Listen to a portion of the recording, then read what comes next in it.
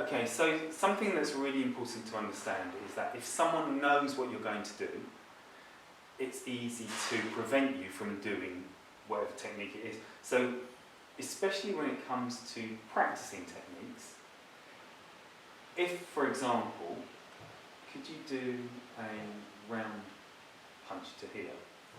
If I'm practicing that technique, again, here, but he knows what I'm going to do, he already changed what he was going to do because of it.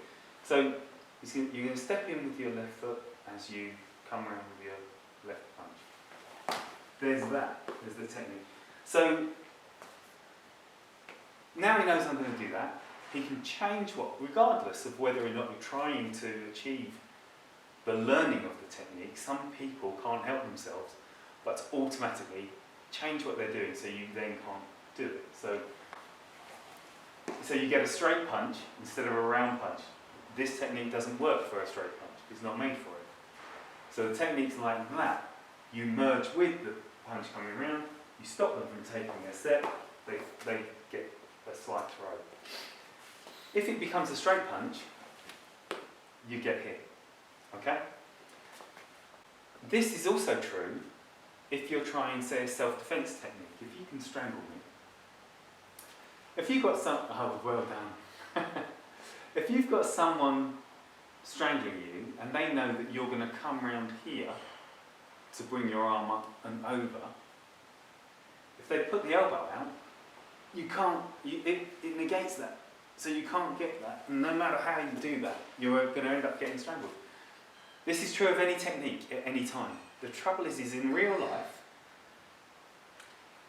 you don't know what they're going to do. Unless it's a telegraphed punch or a telegraphed kick, you know, then you've got no clue what's going to happen. So you can't negate what application is going to happen, is going to take place. So when you see examples, especially in video on YouTube, where someone's saying, well, this technique doesn't work. So, for example, the gripping of hair. Actually, Angela, can I borrow you for 1 second? You've got a bit more hair. Sorry. So, pulling someone's hair, if you just pull hair, they can resist it. Yeah.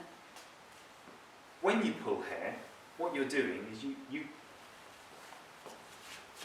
take your hands into, close to the skin, and then peel like an orange. Don't you, Angela? Yes. Come out. If she knows what I'm going to do, yeah, go on. You can stop the... Yeah, exactly. You can hold it on. You can prevent that. That does... well done. So now, she can start to negate what's going to happen. Nothing happens in isolation, though. So, I'm going to go back to Luke because I don't know. So, if they don't have hair, you can use the fingers in the side here. Now, Luke's been training for a while, so he's learned to relax. But a couple of fingers inside there, you can, again, peel like an orange. But nothing happens in isolation. So if he's learned to relax, and you're in a situation where you hands up, you try and do something, so you have your hands on him, as opposed to hands. So, and you're trying to deal with something, that doesn't happen in isolation. That is where you go. You're using other things at the same time. You can. It's not, if you're here, nothing happens in isolation. But don't expect a technique to work if they know what's coming. If they know what's coming, they can relax, or they can resist in other ways that can prevent you from doing it. You have to then find a way to take their mind off of what you're doing. Okay?